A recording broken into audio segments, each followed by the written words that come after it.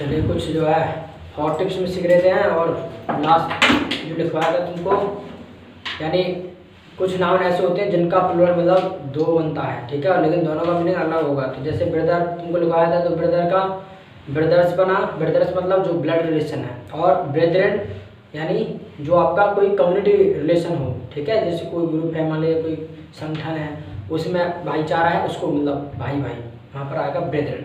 ठीक, चलो तो आगे लिखो।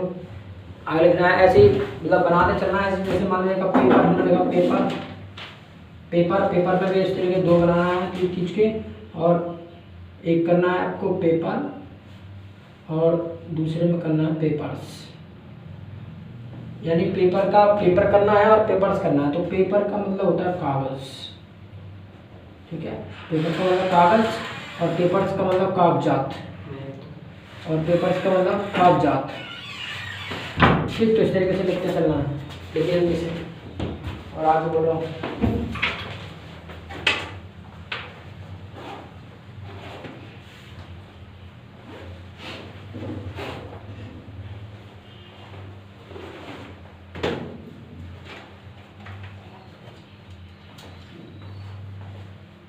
यानी पेपर का क्या हो जाएगा, पेपर और पेपर्स, ठीक है। तो पेपर मतलब कागज,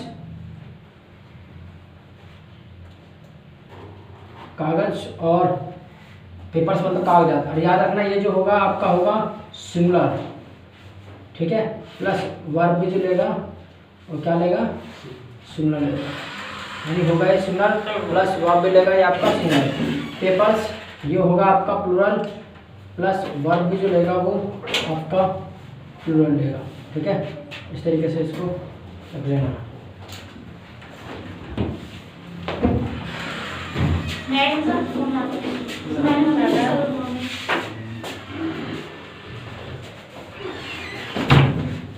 आगे देखो next word care. Care, care का ऐसे बनाना है दो तीन, ठीक है, और लिखना है केयर और cares, care cares, care cares. तो केयर का जो पहला वाला इसका होता है देखभाल, केयर मतलब देखभाल, तो ये होगा सिंगुलर प्लस वर्ब भी लेगा सिंगुलर, यानी केयर मतलब देखभाल और होगा आपका सिंगुलर प्लस वर्ब भी लेगा सिंगुलर। आया लिखना मतलब ये जो लिखा है केयर्स, केयर्स का होता है चिंताएं, केयर्स मतलब चिंताएं, और ये होगा आपका प्लूरल प्लस वर्ब भी क्या लेगा, प्लूरल लेगा, ठीक है। इस तरीके से आपको मतलब डालते चलना है। नेक्स्ट लिखना है word, W-O-R-D word, W-O-R-D word. Word का क्या करना है, तीन तीन खींचना है, ठीक है, तीन खींचना है, और वर्ड का लिखना है वर्ड वर्ड वर्ड्स, यानी वर्ड वर्ड वर्ड्स, यानी इस तरीके से जैसे मान लीजिएगा वर्ड, तो वर्ड का तीन तीन खींचना है इस तरीके से, वर्ड वर्ड और वर्ड्स, ठीक है। तो वर्ड का मतलब होता है आपका शब्द, वर्ड का मतलब होता है आपका वचन, और वर्ड्स का मतलब होता है तुम्हारा एक से ज़्यादा, ठीक है, जो एक से ज़्यादा शब्द है उनको एक से ज़्यादा, ठीक है, यानी एक से ज़्यादा शब्द, उसके लिए हम मतलब वर्ड्स कहें, ठीक। तो जल्दी से और next word issue, ISSUE, issue. Issue में भी आपको क्या करना है, तीन तीन खींचना है और लिखना है issue issue issues, issue issue issues. तो जो आपका फर्स्ट वन इशू है उसका मतलब होता है बाल बच्चा, इशू मतलब बाल बच्चा। दूसरे इशू का मतलब लिखना है मुद्दा, मुद्दा, और इशूज का मतलब लिखना है मुद्दे, इशूज का मतलब मुद्दे। नेक्स्ट लिखना है जेनेसिस, सॉरी जीनियस करना, जीनियस, GENIUS, जीनियस। तो जीनियस का दो तीन खींचना है, तो एक पे लिखना है जीनेसिस जीनेसिस, GENIUSES जीनेसिस। और दूसरा लिखना है जिन्नी, GE मतलब जिनी लिखना है, GENII जिनी, GENII जिनी। जो पहला जीनेसिस है उसका मतलब होता है मतलब जीनियस बोलते ना, जैसे बुद्धिमान, तो एक से ज्यादा बुद्धिमान, एक से ज्यादा बुद्धिमान को मतलब जीनेसिस। दूसरे जिनी का मतलब लिखना है भूत पिशाच, भूत पिशाच।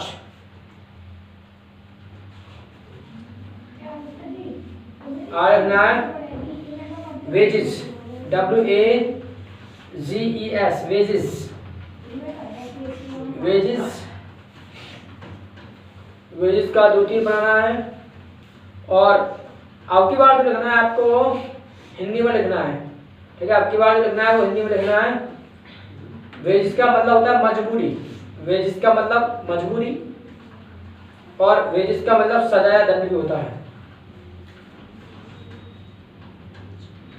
मतलब सॉरी क्या लिखा, मजबूरी नहीं, मजदूरी। वेजिस का मतलब मजदूरी और वेजिस का मतलब सजा या दंड। यानी इस तरीके से लिखना है, जैसे वेजिस है तो वेजिस का मतलब मजदूरी और सजा, सजा या दंड। तो जब मजदूरी के मतलब सेंस में प्रयोग होगा तो क्या है, जब मजदूरी के सेंस में प्रयोग होगा तो याद रखना ये होगा प्लूरल, प्लस वर्ब भी लेगा अपने साथ प्लूरल। और अगर ये प्रयोग होगा सजा दंड के रूप में तो होगा आपका सिंगुलर, प्लस वर्ब भी लेगा सिंगुलर। इस चीज का ध्यान रखना। जैसे एग्जाम्पल लिख लो, पहले लिख लो एग्जाम्पल लिख लो, फिर उसके बाद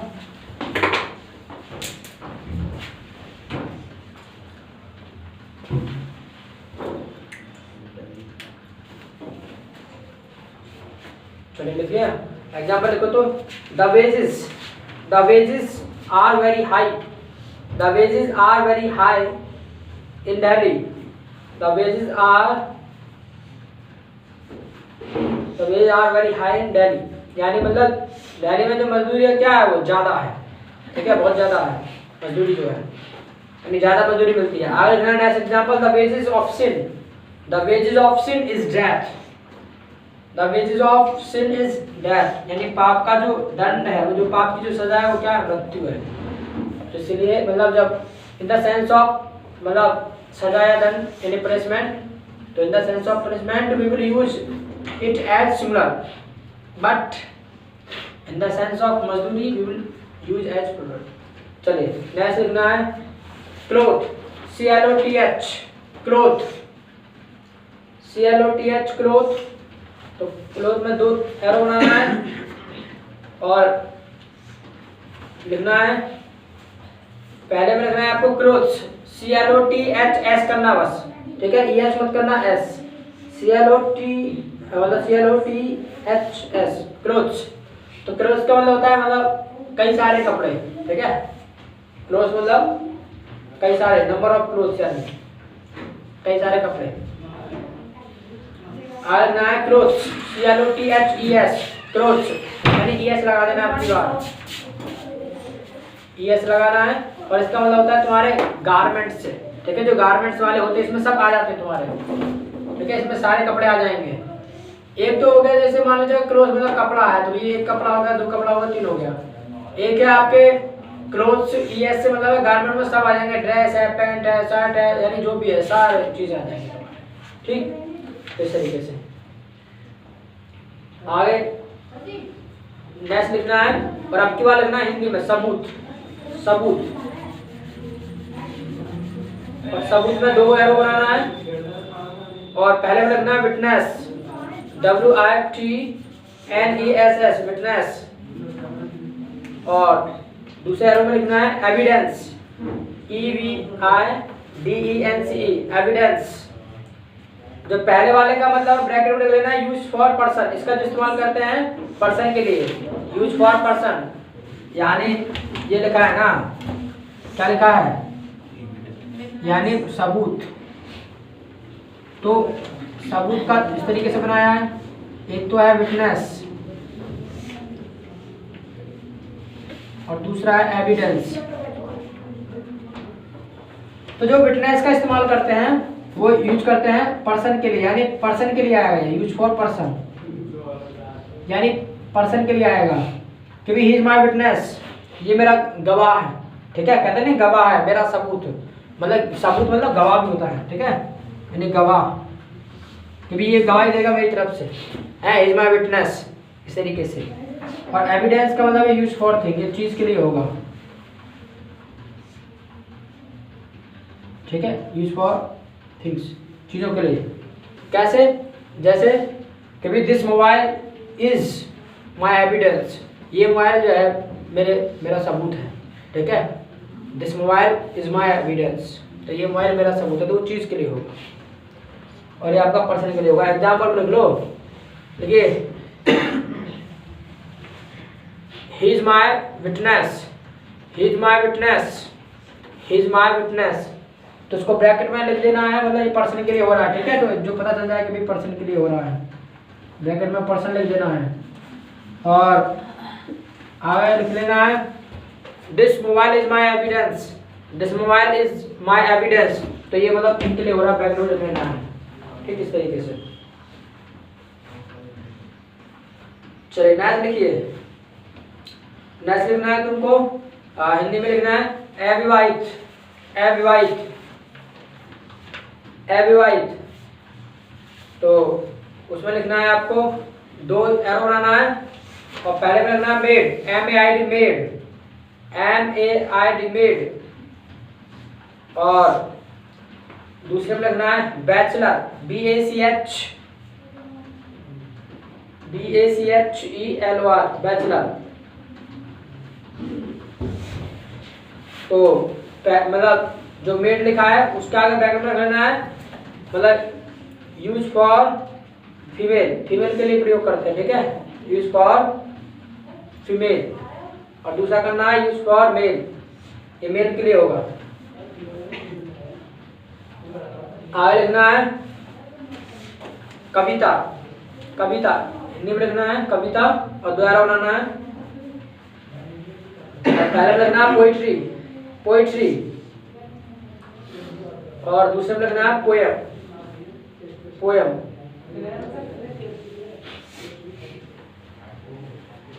तो पोइट्री क्या लिखना है uncountable singular noun, uncountable singular noun, यानी जैसे मान लीजिए पोइट्री की बात आई,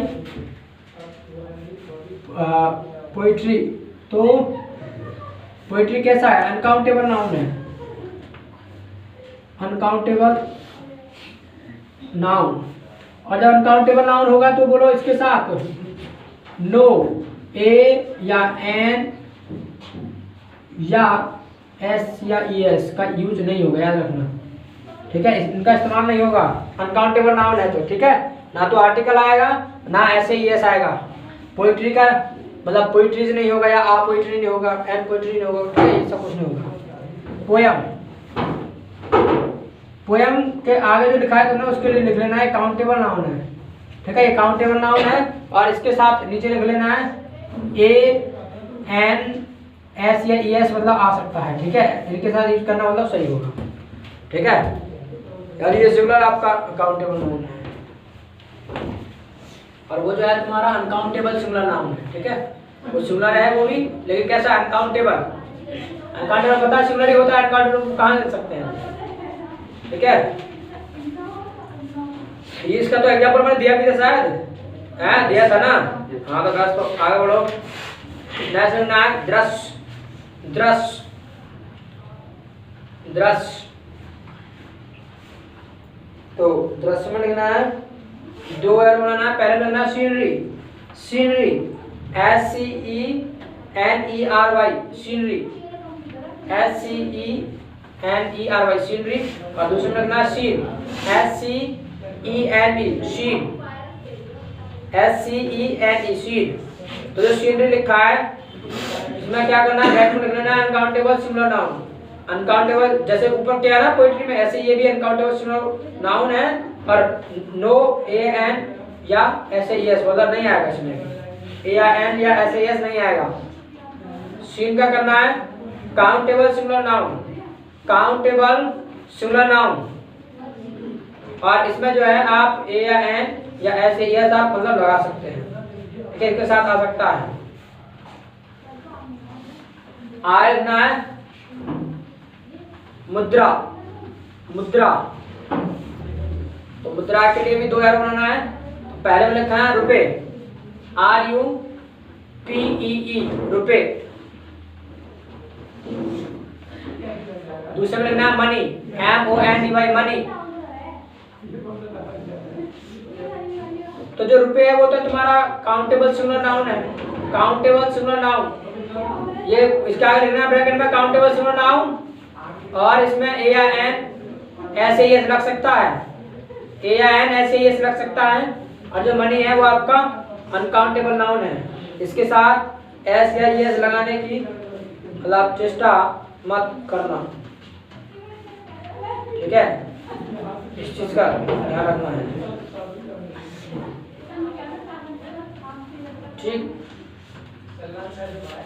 अब जरा हेडिंग बनाना, some important points to remember, कुछ इम्पोर्टेंट पॉइंट है जिनको ध्यान रखना है। Some important points to remember,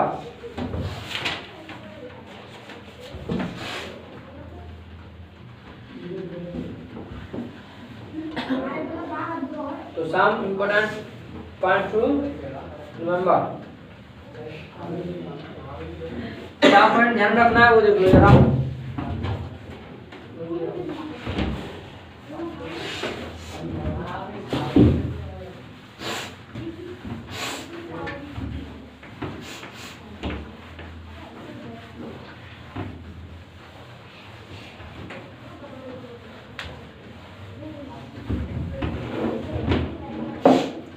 point number 1 याद रखना, मान लीजिएगा कोई एडजेक्टिव है, कोई एडजेक्टिव है, एडजेक्टिव मतलब जो कुछ नाउन प्रोनाउन के बारे में बताए उसको एडजेक्टिव कहते हैं। तो याद रखना अगर एडजेक्टिव के पहले दा लगा हो, दा प्लस एडजेक्टिव, दा प्लस एडजेक्टिव हो तो ये जो बन जाता है तुम्हारा पता है किसके मतलब बराबर हो जाएगा, ये हो जाएगा आपके प्लूरल मतलब कलेक्टिव नाउन हो जाएगा। कलेक्टिव आपका होता प्लूरल है, जो कलेक्टिव वर्ड होगा, ठीक है, तो ये बन जाएगा तुम्हारा collective noun,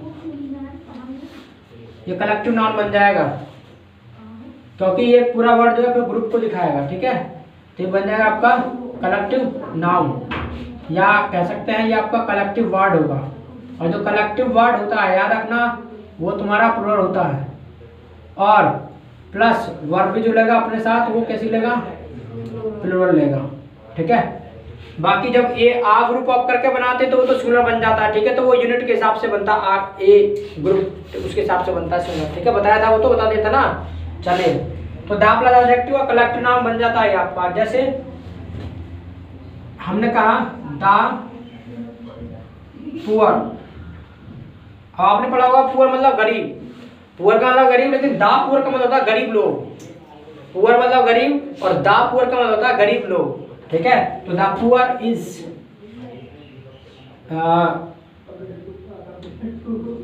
is living in India, the poor is living in India. और दूसरा लिखा the poor are living in India, तो which one is right, second one, ठीक है। तो यानी बन जाता है आपका प्लूरल और वहाँ पे लेगा प्लूरल, ये आपका रॉन्ग होगा। ऐसे ही मान लीजिएगा हमने कहा द रिच, तो रिच का मतलब होता है अमीर, लेकिन द रिच मतलब अमीर लोग, तो the rich is happy.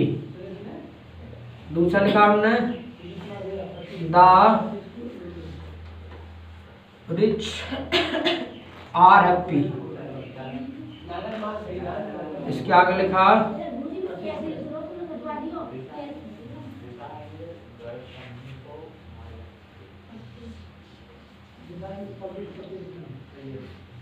This rich man is happy. Number 6 लिखा, द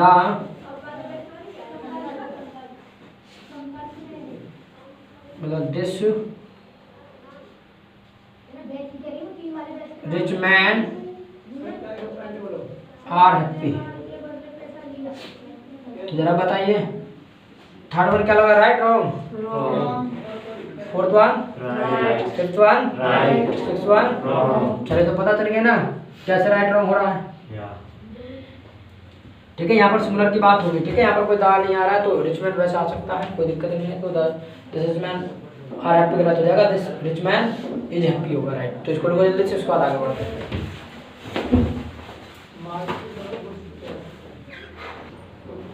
चलिए तो लिख लिया, आगे बढ़ा जाए।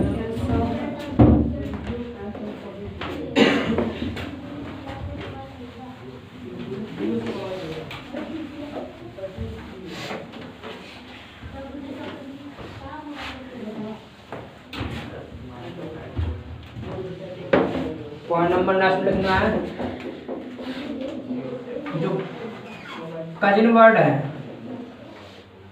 ठीक है, कजिन के साथ अगर आप जोड़ दिया आपने ब्रदर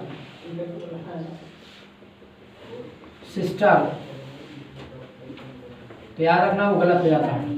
ठीक है, यानी कजिन के बाद ब्रदर सिस्टर नहीं आता। It means cousin is not followed by brother sister. ठीक, या तो क्या करना है, जैसे मान लीजिए लिखा कि भी he is my cousin brother, दूसरा लिखा ही इज माय कजिन। ठीक है, तो फर्स्ट वन क्या हुआ, right wrong, second one right. ठीक है, तो कजिन का मतलब चचेरा बहन या भाई दोनों होता है। ठीक है, अब ये पहचानना भी चचेरा भाई या बहन है तो ये आपको इससे पता चल जाएगा। ठीक, कोई दिक्कत है नहीं। There was marriage of my cousin, तो वही वहाँ थोड़ा बताना पड़ेगा। ठीक है, कि भाई हु इज योर कजिन, कौन है कि भाई, तो बताना नाम सी इज, इस तरीके से तो अपना आप क्लियर हो जाएगा। ठीक है, इस तरीके से। पॉइंट नंबर 3 क्या कहता है, अगर आप चाहते हैं जगह के लिए इस्तेमाल करना, जगह के लिए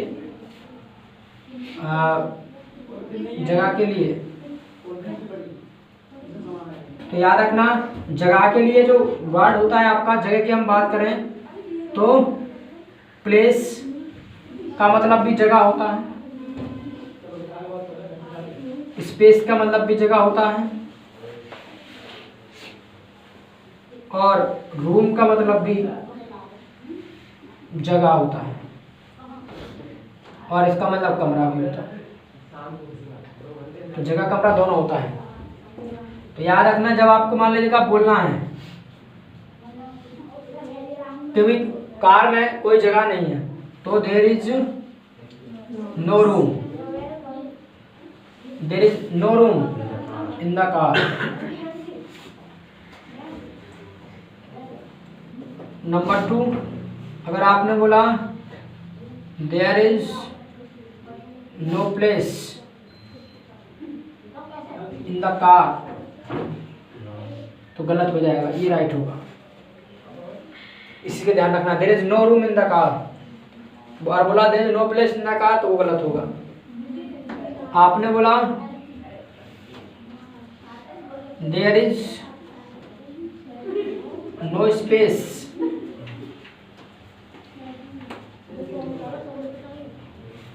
इन द कार, ये आपका राइट हो। ठीक है, तो यानी प्लेस का इस्तेमाल जो है जब कहीं पर्टिकुलर मतलब जगह की बात हो रही है, किसी मान लीजिए कमरे में जगह की बात हो रही है, किसी कार में, बस में, वहाँ जगह की बात होगी तो उस केस में जो है प्लेस का इस्तेमाल नहीं करते हैं, यानी इसका नहीं इस्तेमाल करना है, इन दोनों का इस्तेमाल करना है। ठीक है, इसका इस्तेमाल नहीं करते प्लेस का, ठीक।